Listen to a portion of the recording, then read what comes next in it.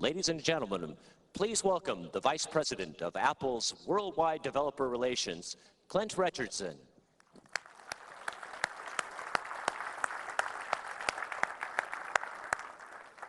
Good morning. How many of you were with us last night for the Apple Masters? A few? Well, those of you that weren't with us missed an unbelievable event. Wouldn't you agree? Yeah, to see Herbie Hancock improvising while Gregory Hines was kind of doing a dueling thing with his feet, it was one of those special moments that rarely you see in artistic musical and artistic dancing history. So with that, we had a great day yesterday. Would you feel like it's kind of boring from one respect? Same management team, same operating system strategy? Good thing, bad thing? Yeah, okay. So why don't we give away a power book? How would that be? All right.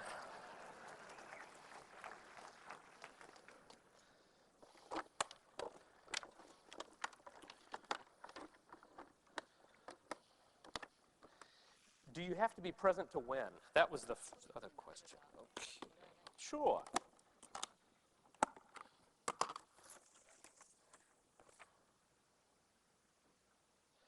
John Lieb from LSI Logic. Congratulations.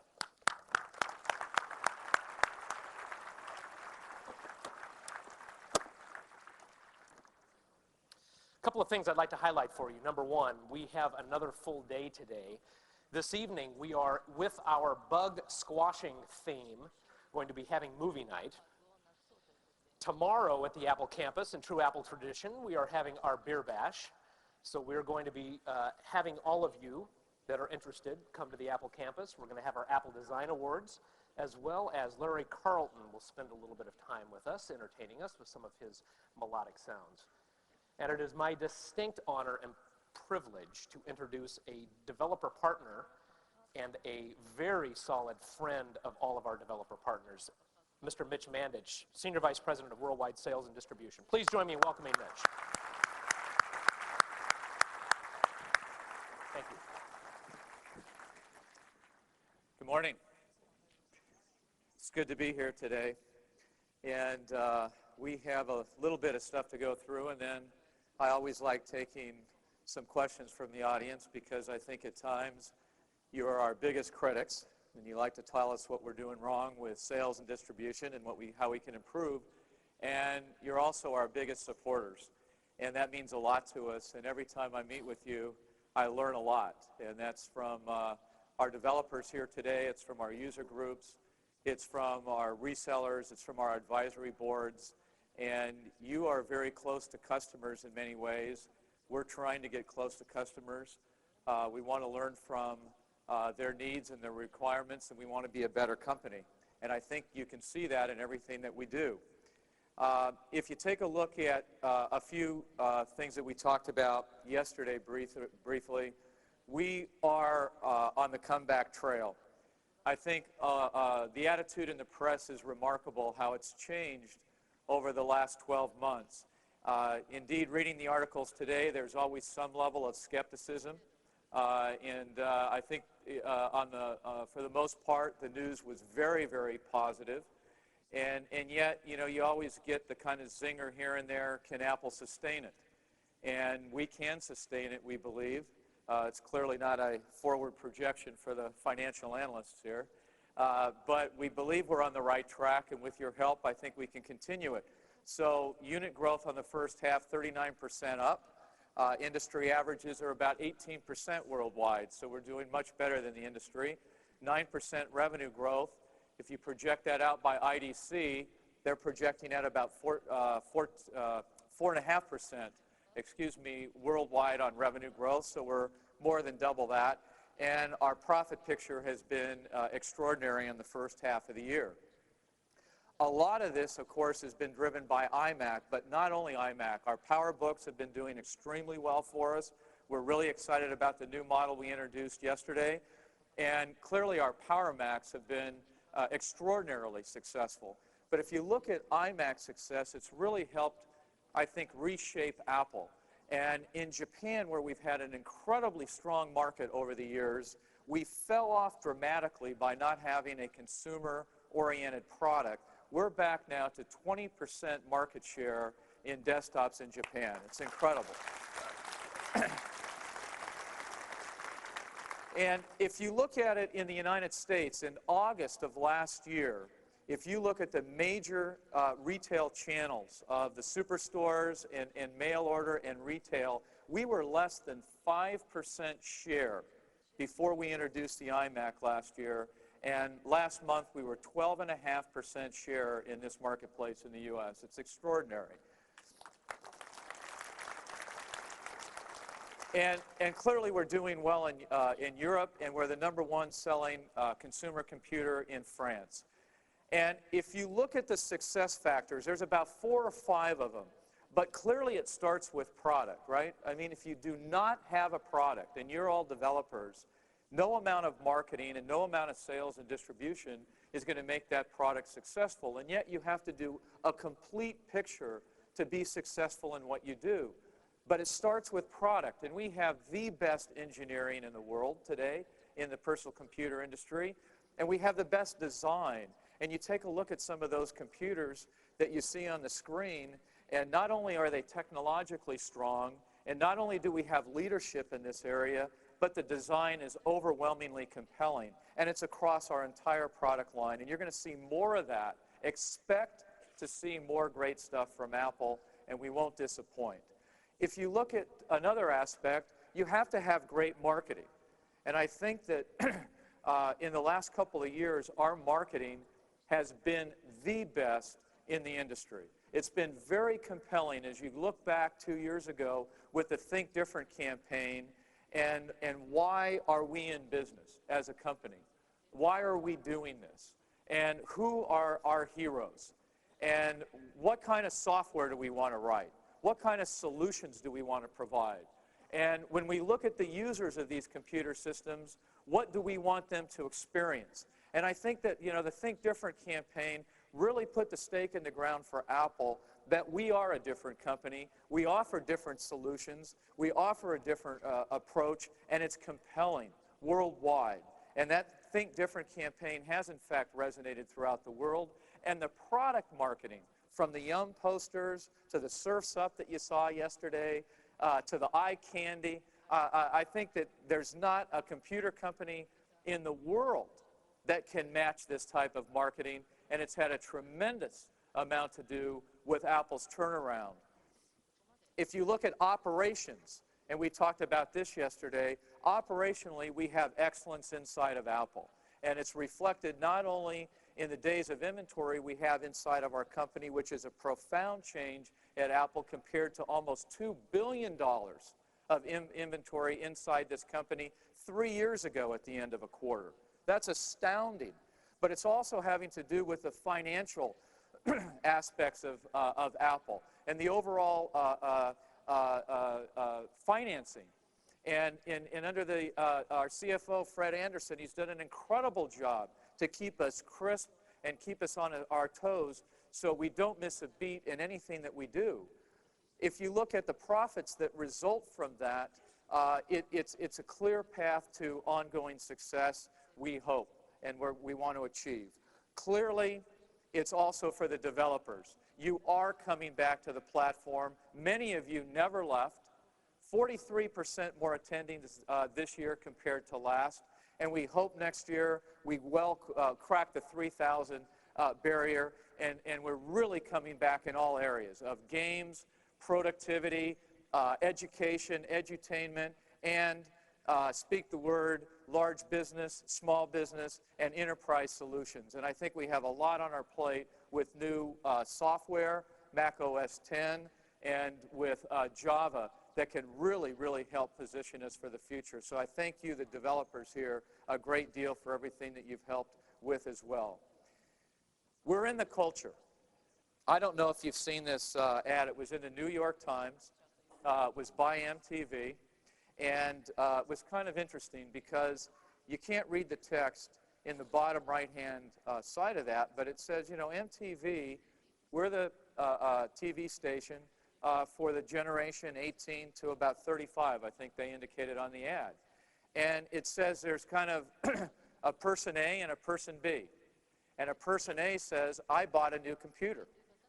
And the person B, and that's what's in that text, says, I went out, I bought a Tangerine iMac, completely outfitted with the 266 megahertz processor, 32 megabytes of memory, 56 KB modem, 10 by 100 base T, and that's in the text of that ad. And you know what? Apple had nothing to do with it. It was done by MTV on their own. It was a surprise to us when it hit.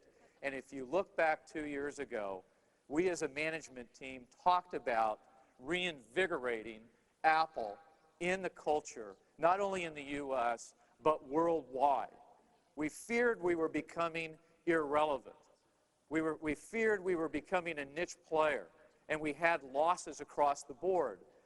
And we would have died to have MTV validate us for a whole new generation of kids coming up. No amount of money would have had MTV go in this direction.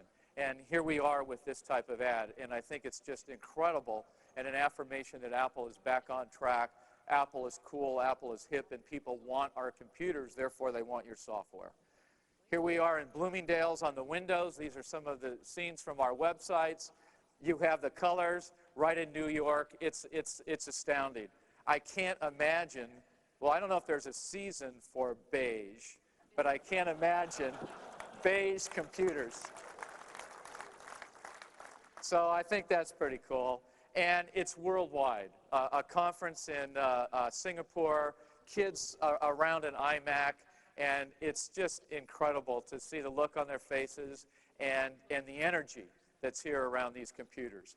There was an article in Business Week about 2 months ago, and I don't know if you read it. It was about Generation Y, the echo boomers, right? A lot of us are part of the baby boom generation. 73 million baby boomers that are going through this huge bell-shaped curve as we're all moving along in our path in life. And a lot of us have had kids, and this Generation Y is that echo effect. 61 million of them. It's a lot. Next to the baby boom generation, the biggest generation to come along in the history of this nation. And if you look at them, they're very different. And if you kind of follow Nike stock or you follow Nike as a company, Nike's out. A few years ago, Nike was in. This generation has voted. They don't like Nike for a variety of reasons. Nike's fighting back to recapture that brand. If you look at Apple and if you read this article, we are referenced in this article with the iMac as being a brand for this generation. A brand that is thinking in different terms than their parents. A generation that really likes skateboarding as much as, if not more than, organized sports. A generation that is shopping in different places.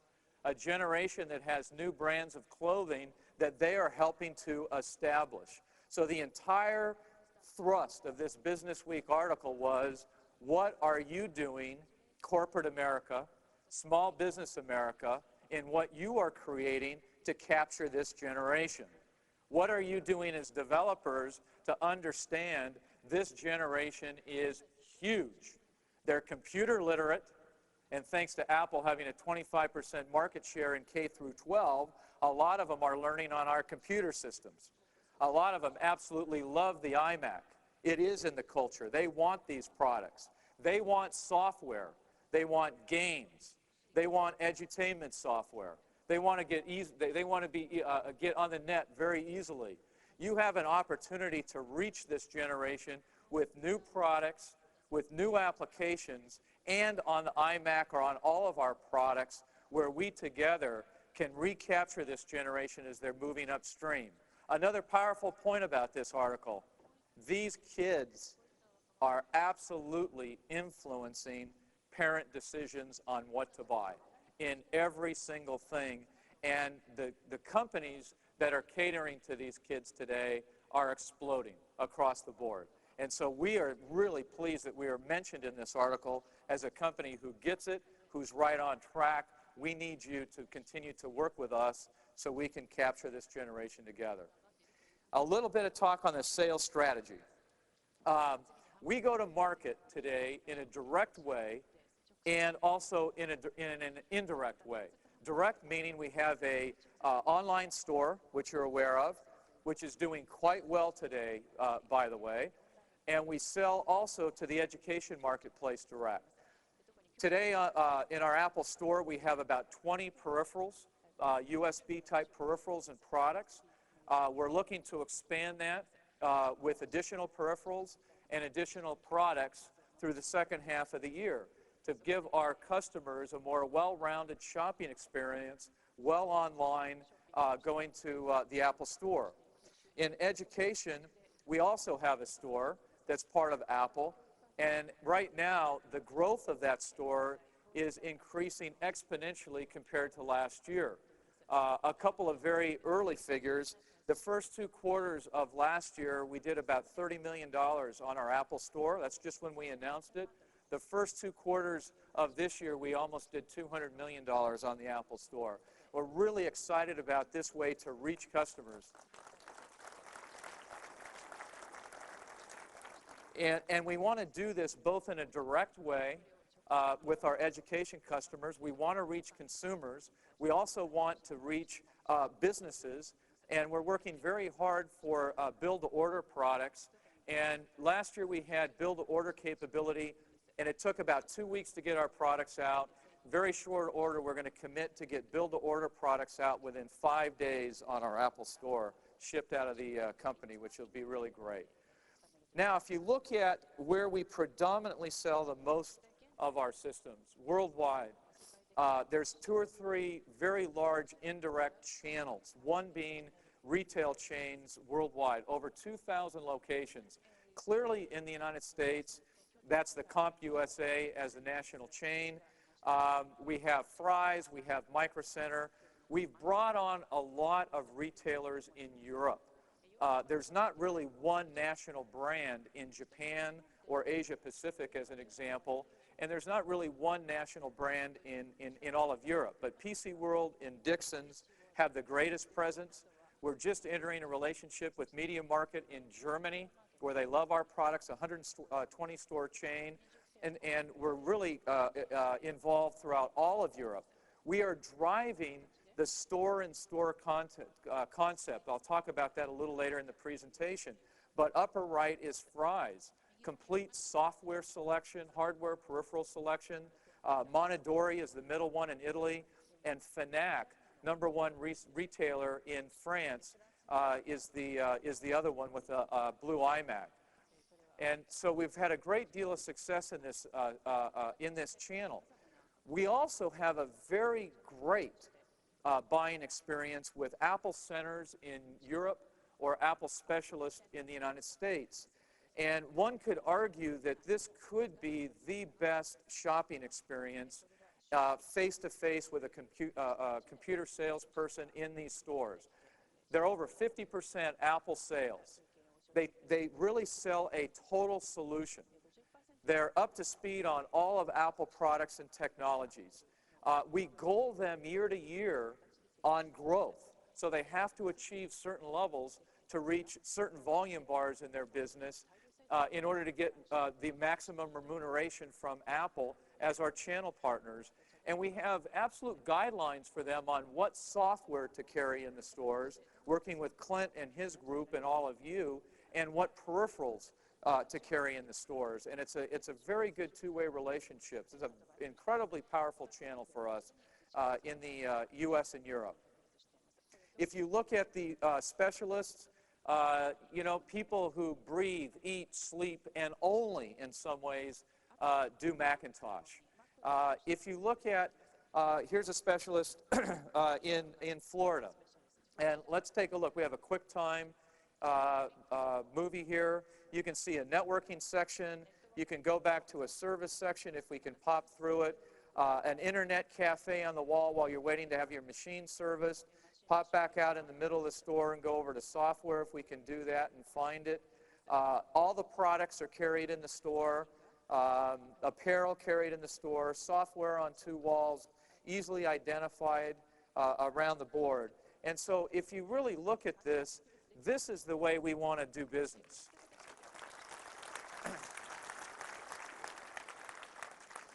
So I think, when we were talking to you last year, we really said that we have to improve the shopping experience for all those who want to buy Apple, and we have to have advocates in our channel that don't just want to carry an Apple product for the convenience of it or because they're making money and it's easy to sell.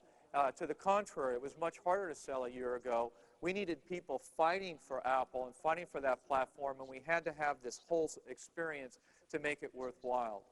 In addition to those ways of shopping, we also have close to 3,000 dealers worldwide. Many of these are very small mom-and-pop shops in all parts of the world. Apple is not the dominant brand. We might be a small percentage of the sale. They cover a lot of parts of the United States, Asia Pacific, and Europe, where we don't have a big retailer. We don't have an Apple specialist. They're there for convenience. Many of them do a great job. Many of them do an okay job. And over the next 12 months, we have to really improve this aspect of our channel to make sure that all of these dealers are on board with Apple. They're improving their proficiency around our products, and they're helping us get to market in a more compelling way. And then clearly we have VARs that help package their application solution around the Apple product and take that product to market, either in design and publishing solutions, medical solutions, scientific or architecture solutions. And of course, these people are best in class and know our Apple products extremely well. We also have mail order and e-commerce. And this is a rapidly growing part of our business. And it's an interesting, I think, way to shop for people. I know that a lot of our retailers, a lot of our dealers, a lot of our Apple specialists are kind of saying, hey, we don't mind competing with everyone else who has a storefront. But boy, these e-commerce folks and these direct marketing people, they're tough to compete with. They have an unfair advantage. And I heard this 2 years ago coming to Apple and listening to it. But, when you look at this, this channel in our Learn and Earn training program, which I'll talk about on the next slide, I think, has the highest gold level status in training. It's the highest level that you can reach. And they provide an incredibly good customer experience, and they know who you are when you phone in, and they take care of the customer, and they answer lots of questions. There's a price advantage here clearly on sales tax that is part of the U.S. legislation. And so I get pushback sometimes on that. That's a government issue, both for e-commerce sites, as you well know, and for direct mail. But this is a rapidly growing percent of our business, and they do a very good job for Apple across the board, both in hardware and in peripherals and in software and in training and support. Now, if you look at those channels, that is it. That's our channel strategy worldwide. We've simplified it. As you know, we've cut distribution. We've cut the number of channel partners with whom we do business. And we think we have a very well-tailored model today. And as we go through this analysis in the United States, we've also gone through the same analysis in excruciating detail in Asia Pacific, Japan, and Europe. We have consistencies in our programs, our policies, and our go-to-market procedures. So now if you look at it, what do we need to do over the next 12 months to make sure we execute that strategy flawlessly and we differentiate ourselves from the competition? We do need to drive this store-in-store. Today, we have over 1,200 storefronts worldwide that have an Apple store-in-store. Here is Fry's locally that has gone to great lengths to drive sales of Apple products in their storefronts. You can see hardware, software, accessories, as we've talked about. You have Mac software, you have hybrid software. Mac software, very easily identified now in all the Fry's store-in-stores. Same thing with Micro Center. Same thing with CompUSA. So this is carried worldwide, and we need to make sure that we work with you, Clint's organization, to get the right software in these stores to help improve your sales and help improve ours. If you look at this then too in training, and I talked about learn and earn, we have over 150 courses today in learn and earn. We have about a dozen software modules for your software. We're working now to get more of those modules on board so our channel partners could actually learn about your software solutions. It's all online. Last year it was only in the U.S. This year it's localized in 7 languages in Europe. It's going to roll out in Japan, and we have it now rolled out in Australia. So when we announce a new product, it's up, every information about that product is up and running on the Learn and Earn site that day and can be accessible. Our channel partners get points for going online, and this is how they earn gold level status or silver level status and stay current with all of our technology, including more of your software that's coming on board. We know we have to drive more of a solution focus. In many ways, Apple is doing everything possible to simplify the way we go to market, to simplify our business models. And yet, when you look at some of the presentations that we showed you yesterday with Sonata, with a Mac OS X server, and let's look at what's in that server, WebObject software, mission-critical application development software for some of the largest enterprises in the world today use that technology. When you start looking at Java as application developments, BSD 4.4 Unix, when you start looking at QuickTime 4 and streaming, when you look at Mac OS X client and everything that's new coming down there, we just introduced Final Cut as a digital video solution. So in many ways, we need to start thinking about solutions and how we bring solutions to market. The technology aspect of the hardware is great, but what can people do with that? So we are working today diligently to get more solutions to the marketplace around these areas and more. FireWire, from a technology perspective, and how does that work with digital video? And how does that present itself to a compelling solution for not only the pro customer, but prosumers and also consumers? If you look at this then, we need to make sure that we have all the right in-store demos up to date with our latest technology. And we're making a commitment to all of you, our developers out there, and to our channel partners that we will refresh these demonstrations on an ongoing basis. Now, in addition to that, they have to stay up and they have to run. And so, you know, to the best of our ability, we train all of our partners. We send people into these stores to help them with the detailing of all the merchandise in those stores. But I still get emails that just drive me nuts that somebody went into a store and the computer was down.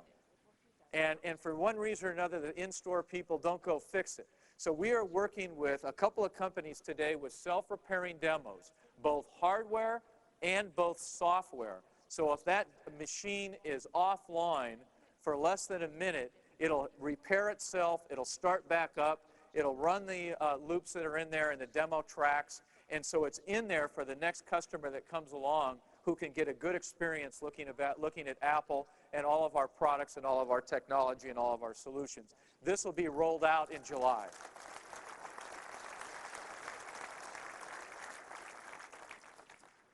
Also, we've worked really hard to have what we call demo days. We've had over 1,000 of these worldwide, where we thank the developers who have participated in these, our user groups have, our solution experts who are our consultants, our training partners, and also Apple employees. Almost 2,000 people across the world who are non-Apple, who have given their time on a Saturday or Sunday for the launch of an iMac, for a launch of a new operating system, to be there in stores where we have tremendous surges on weekends to help sell our products. We're going to continue this throughout the next year, and we think we can more than double the number of events and the participants here. It's been a phenomenal way to reach new folks across the world. If that's not enough, we're saying, you know what? We're going to launch, and we have launched, a mystery shopper program. And we're going into we're going into stores now throughout the United States as we start it. This is a poster that the storefronts can have in their coffee room. It asks 10 questions about an iMac. And it's kind of very interesting, you know. One thing that I notice about the iMac is that, you know, we have some pretty good software that we bundle with that iMac. And we don't really talk about that very much. And a lot of the users or a lot of customers don't know that software is there. Browsers to get on the internet, games, productivity tools with AppleWorks, World Book, encyclopedias, and others. And you can go into a store and you can ask a salesperson about it, and they may not know. They may not know about USB. They may not know a whole number of questions. So we've developed this program. We benchmarked. We went out to the United States. We benchmarked a number of sites to get a statistical sample. We set our benchmark across it. We went back into those stores where we benchmarked it, gave them the results, and said, okay, everyone, this program's kicking off, and we're going to complete it by the end of August, and we're going to learn a lot from it. Our channel partners are going to learn a lot from it, and they're prepared now, knowing it's coming. And we reward the salespeople who answer it well, but it's not just about the salesperson. It's also about the entire in-store experience. Software, hardware, peripherals, an easily identified Mac section in the store, qualified help and support, management commitment to the Apple product line, and I think we can learn a lot and improve dramatically over the next year with this program and feedback to our channel. We'll roll this out as well worldwide. We're running one of these in Europe, and we'll roll it out to the other geographies. We are also going to announce at Macworld New York, a little pre-announce here, but the official launch to a program of the best Apple stores, the best shopping experience worldwide. We'll categorize them. We'll have awards for it. We'll lay out criteria on what we are looking for, and I think this is going to be phenomenal, and it'll give extra incentive to every shopping experience and every shopping location worldwide to have the best possible customer buying experience on the planet for potential Apple customers. We are also going to run a pilot inside of CompUSA. We're starting this in about 2 more weeks. We've picked 10 stores. These are some of their best performing stores with the highest marks and some of the worst performing stores with the lowest marks. And we're going to staff them with Apple employees. And we're working with CompUSA.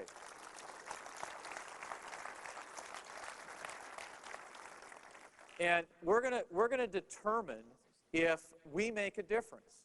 If a trained person, a dedicated person makes a difference. Do we really improve the selling experience in the number of sales and customer sat in the best performing stores, and what do we do to the lowest? I think if we can't improve the lowest, then something's wrong, but I would like to see us even improve the best. So we're going to run it for a 90-day pilot, and we're going to learn a lot from it. We'll see if we can't replicate this, if it makes sense, throughout CompUSA, and if we can't replicate it through other retail channel partners with large number of stores worldwide. So I think this will be an interesting study for us.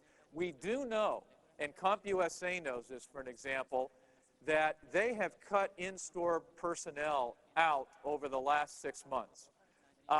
They've been trying to look at cost-cutting measures, trying to get the company back on track, and they went back in the last 60 days and have restaffed a number of their stores. And when they've restaffed those stores, they've seen their sales growth explode in those stores. Because at the end, it's about customer service. So I think if we can work with a partner of ours at CompUSA, work with them on how staffing does make a difference. They're already out in front of us in restaffing, but also not just look at quantity, look at quality. We can improve the customer experience. We have a software focus here that we talked to you about last year, and I think we've made remarkable progress. On average, we have over 500 titles throughout retail. We have more software than we ever had in the channel compared to, let's say, the last 3 years. of Apple, and we want to continue to make that even better. A lot of the feedback last year was that you couldn't get your titles in catalogs. It was very expensive for you to do. You charge different rates. And, Mac Mall came out and said, you know what? I'm going to let you be free in the catalog. They have over 3,000 titles online, 1,200 titles in their catalog. And if you're not in it, there's information to get your software in it. Call them up, send them an email, make sure you get into that catalog. It is absolutely free. And I think that this is a new partnership between developers and catalogs to get your software out there so more people can see it.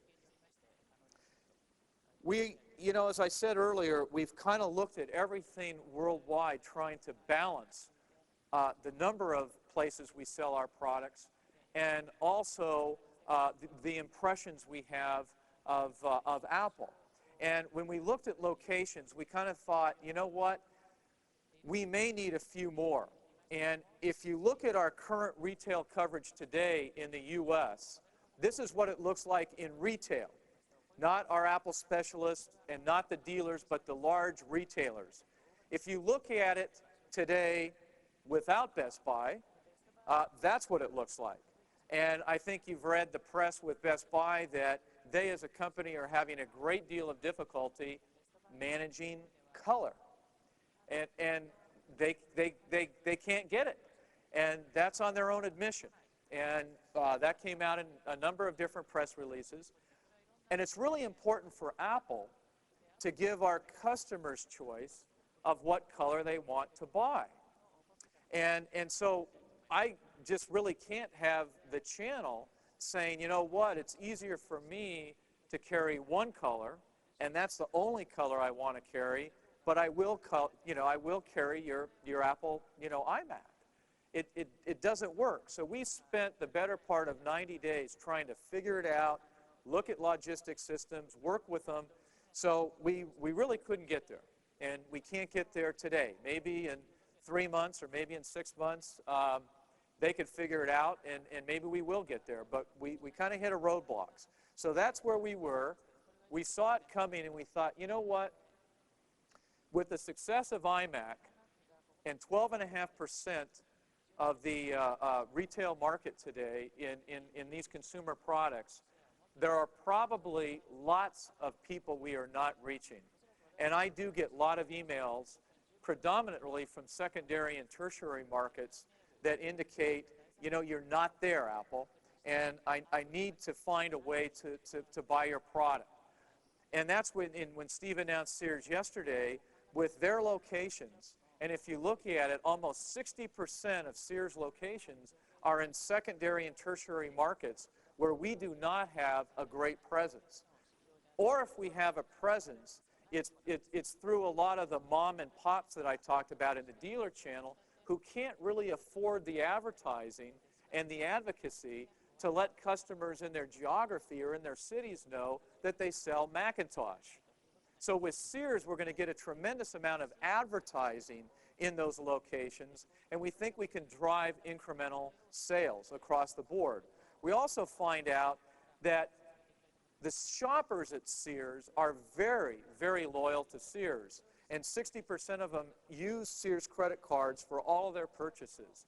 And I think that's phenomenal for us. And then we talked about the incidence of their first-time buyers, and it's extraordinary. And that maps very closely to what we're doing, so we think we can get to first-time buyers. And out of those first-time buyers, what I felt was even more compelling, 63% of them only shopped at Sears.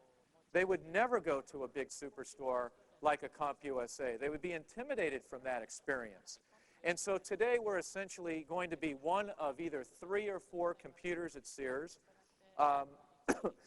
Sears does a fair amount of business, over $400 million a year in computers and peripherals, and I think this is going to open up a whole new avenue for all of us. And that's the number of Sears locations across the U.S.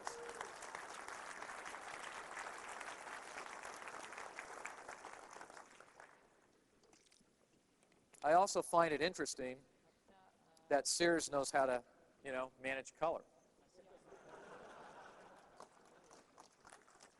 So if you look at Sears then coverage and you look at our retail coverage currently today without Best Buy and with Sears, we have a pretty good presence through the U.S. If I add the Apple Specialist channel and the dealer channel in, you see where we are today. And the white spaces are mostly desert or mountains. And so I think we're there. Now, there's another thing, though. I am constantly looking for new ways to get to new customers.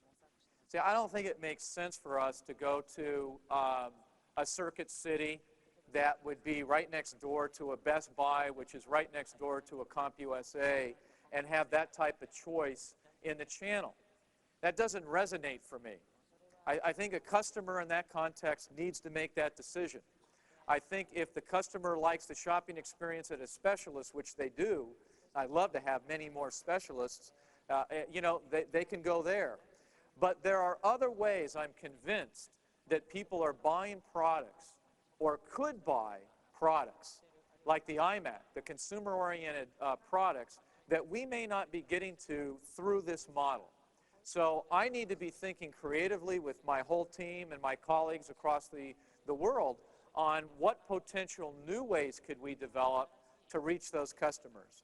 And so we get requests from just about everybody today who wants to sell iMacs and who wants to sell Apple products. That's a big switch, by the way, if you didn't know, from 2 years ago. And so I think that we will continue to look at our channel. We will not be stagnant. We will move it around, and we'll always try to optimize for the best customer experience that we can have. The last point I want to make is just kind of the more impressions.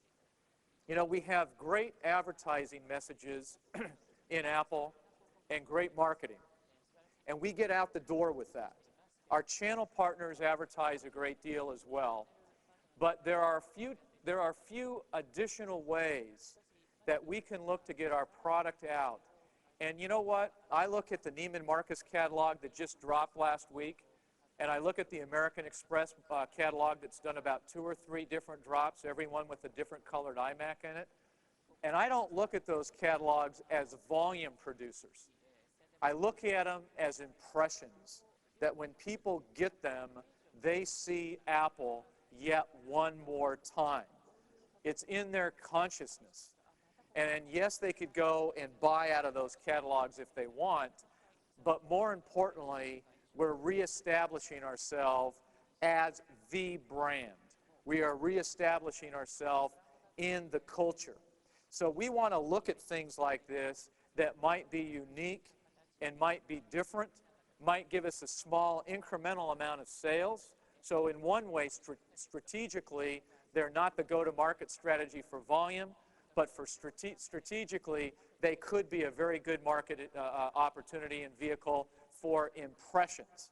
And so you're going to probably see us experiment with a few more of these along the way. So I want to thank all the developers here today for all of your help and support, and I look forward to continuing that. And we in the sales organization will listen to you, and we'll listen to all of our partners, and we will do everything we can to make it better for you so you can be as successful as you can be selling your software on Apple. Thank you very much.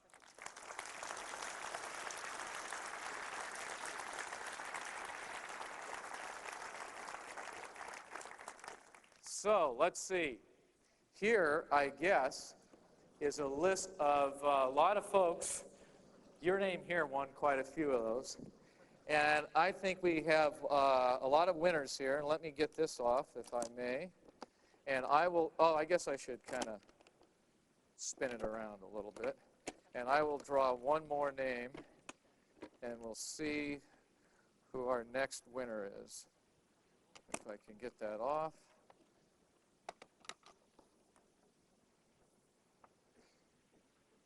Steve Heidig, University of Notre Dame. So congratulations to Steve.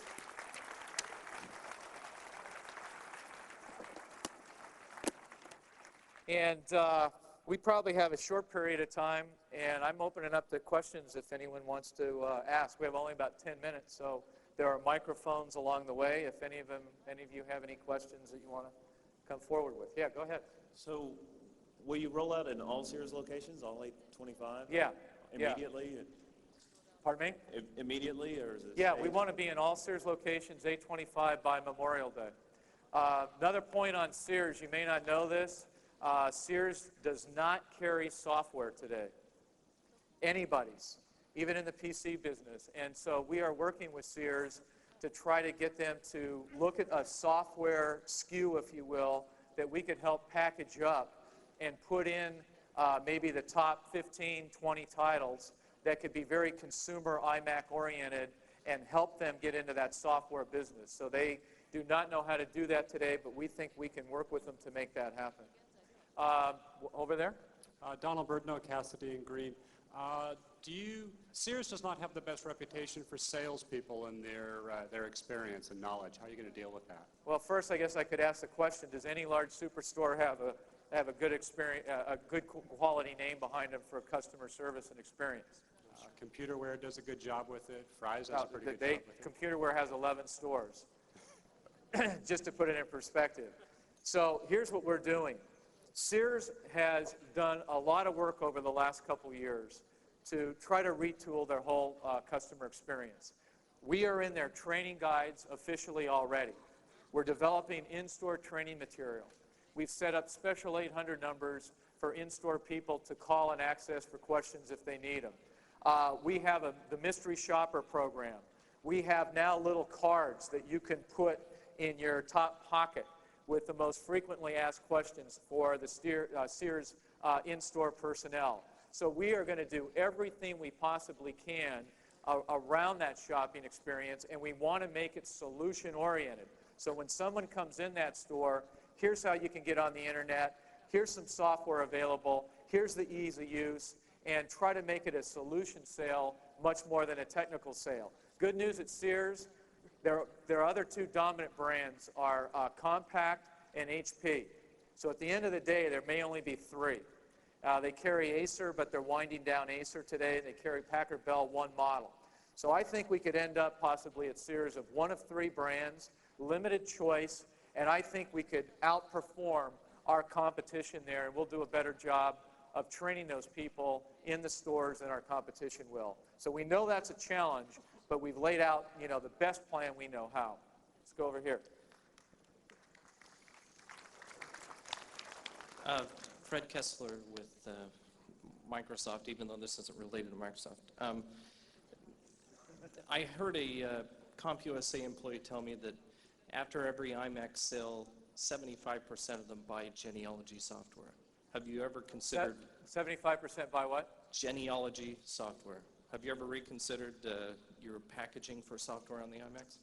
I haven't heard that figure, but yeah, I mean, if that's a point we can look at. If that's true, maybe we want to look at bundling something like that and changing one of the SKUs inside the software package. And as I said earlier, we have to do a better job. I think we have 6 or 7 software components in that iMac package. Maybe we need to do something along those lines. So Thanks. We'll look at it. Okay, right here in the middle. You talked about different, improving retail chains and expanding internationally, like developing Japan and Europe. What are your plans for the Persian Gulf and the Middle East?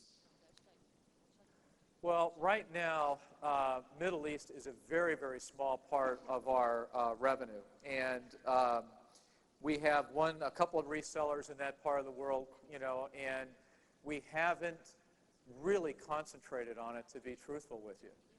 I've, in fact, received several emails just in the last couple months from some resellers that I forwarded over to our European general manager to take a look at that part of the world. A lot of it comes down to English versus one more localized language or multiple localized languages.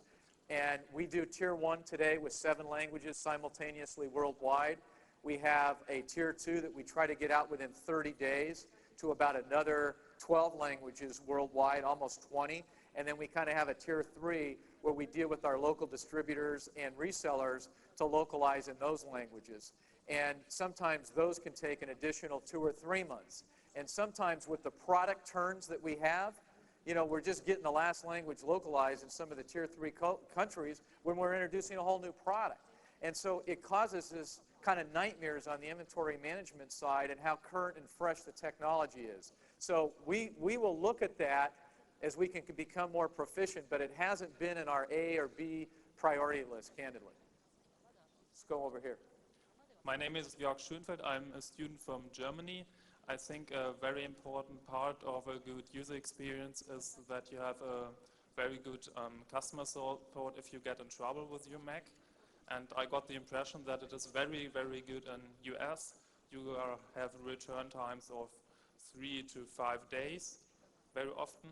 And I think there's something to improve in Europe. From my experience, especially in Germany, I got very much complaints from other PowerBook users, but also myself, that there are very long repair times from 2 to 6 weeks. Yeah, I've actually heard that in Germany and in some parts of, no, you don't want to applause on something like that. Okay, let's go to 12 weeks. Okay,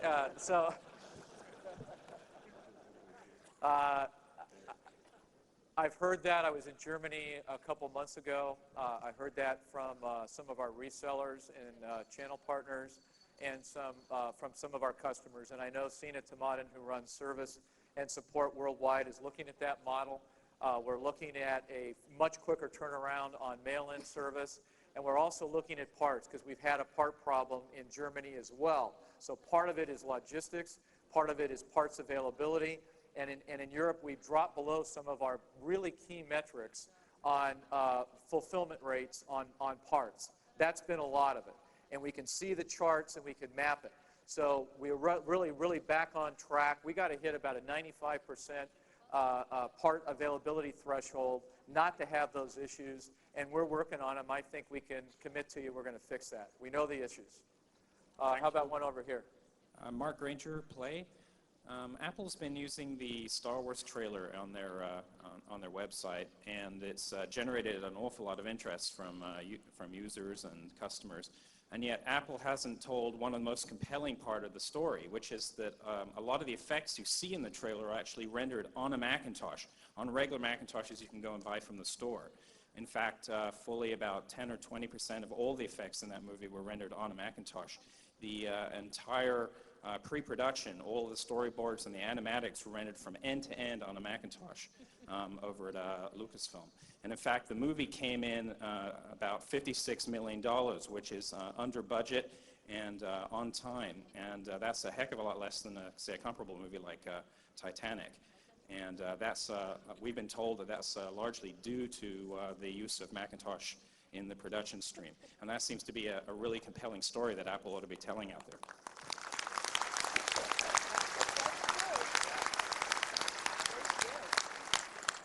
So here's what I think we ought to do. We ought to go to George Lucas and say, look, if we weren't here, you wouldn't have made it on time, so we need 1% of your gross for the first 2 months. Because you would have been delayed in that time frame.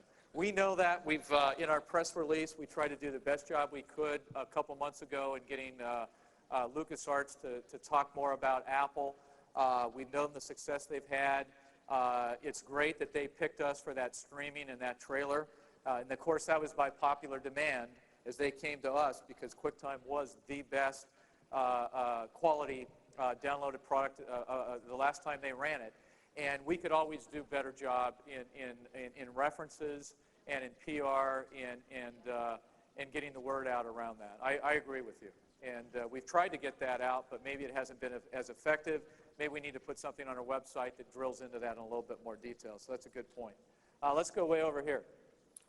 Jeff Hyab, InfoScribe Technologies. I have a quick question for the audience here. How many people flew to the conference? So trains are down now, so airlines are up. Have you considered putting iMac ads in Sky Mall? They're already there. Yeah, you know what? We didn't consider it, but somebody else did. All right. And well, so, yeah, it's there.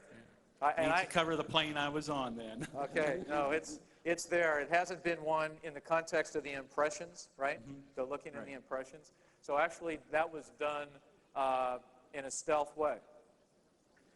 And somebody brought that in and put it on my desk, and I saw it, and I said, how on earth did that get done? Yeah. So you can't control everything. Good. And but I guess that, I guess it was good. I mean, what do you think? Yeah. Well, not a follow-up, but thank you. Additional question on the different channels. A vendor that we've been using for government laboratories is a product by Marathon, the RackMac. They used to ship their product with UMax clones in them. Maybe I'm behind on my information here, but is this company, my current information is that a end user has to purchase your G3, buy their rack, and then get one to fill the other, unless I'm behind information on that. I do not have that level of detail on that. I don't know. We can send me an email at mmandich@apple.com. Yeah, I think that'd be an excellent way to. I'll look at it. There could be something in the context of the reseller. If we think the reseller is good and adds value and can do some cool stuff in rack mount, right? Yeah. And then the question would be, why aren't they doing it? And then it may come back because of service, support, or the volume that they sell on an annual basis, and they're not meeting a threshold. And so that's why the extra gyrations that you may have to be going through. So I know from a policy perspective, we got this checklisted out, and we know what we're doing in that space. So it either fell through the cracks, and they met the criteria, or they're not meeting the criteria for us because of a certain issue or issues. Send me the email, and I'll make sure you get an answer. Yeah, that would be. Okay, two more questions, and we got to wrap. Right here in the middle. Oh, I'm sorry. I thought you were going to go over there. Richard Meyerhoff Computer Consultants in New York. One of the things for Sears, why don't you give them the names and phone numbers of their local users groups? Because there's a lot of people in those groups who you've used in a lot of ways already, and I'm sure it would be a great help to the Sears. But also, Done. Okay. The other thing is I just wrote an article for Mac Addict on PowerBooks going internationally, traveling with them. And one of the things I've gotten back is that a lot of the service suppliers can't get supplies such as keyboards for a Swedish keyboard for somebody who's in New York, a Brazilian keyboard for somebody who's in New York. And I realize they can't stock them, but why don't you have all those parts available for them to be able to order and get within a couple of days? I mean, areas like New York and London and Tokyo are international cities where people come from all over the world. And that's important, that people get the service that they need. Yeah, I think that's a good point. There's actually two things there, and we're looking at it both. There's a service and support aspect on availability of those types of things. There's also buying localized machines in different countries. And in Japan right now, we've got a lot of requests when the management team was over in Japan in February that there's a lot of demand for English systems in Tokyo.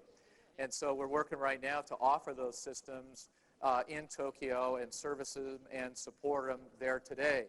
We're also looking at a number, not a lot, of localized systems that can be bought here in the U.S. and serviced and supported right to your point. There's a lot of complexity, however, in logistics, inventory, the acquisition of it, and the support of it, but we are really looking at this seriously today. You can't ask a third because it's going to be 3 questions, and I only said 2, and you've already asked 2, so there's only 1 left, right over there. Thank you. thank you. Last one. Good morning. I'm Carol Goodell from north of Michigan. I'm a member of Mac Group Detroit. And my idea concerns Sears and Apple and thinking different. Sears is a national sponsor of Gilda's Club, which is a growing, do they all echo? It's a growing group of support homes where people with cancer, any kind of cancer, can go free for support, much needed support, information, advice, even just a place to kick back and relax. And Sears sponsors them. And Gilda's Club was started after her death by her widower, Gene Wilder. Her brother, I think his name is Michael, lives in the area near Detroit. And I wonder if somehow Apple might consider linking up with Sears, sponsoring Gilda's Club, thinking different. Who could think more different than Gilda? And maybe giving a percentage of the first sales or something to the club. It's just an idea. Well, we'll look at that. I think that there's a lot of really terrific work. Not only this, but there's a lot of terrific work community-wise that's going on around this country, and we do get a lot of requests. And over the last few years, Apple has not participated by design in too many of the sponsorships, donations, or affiliations. And a lot of it had to do, of course, of some heavy bleeding internally here and getting our house in order. I think in the relationship with a Sears, that might be an interesting way to kick something off. I won't promise that, but I will look at it. Thank okay? You. Thank you. So again, thank you very much. I appreciate it. Have a good day.